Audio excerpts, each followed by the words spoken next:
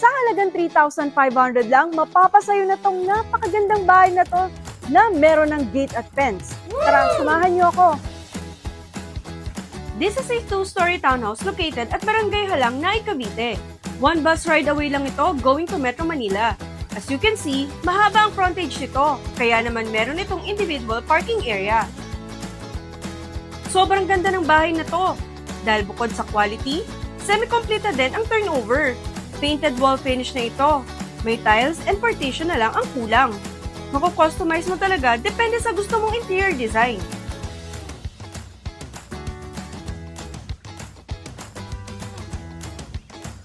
Maganda din ang location nito dahil malapit sa schools, hospitals, supermarkets, at 1 bus ride away lang ito pa Metro Manila. For only 10,000 monthly amortization through Pag-ibig, mapapasayo na itong bahay.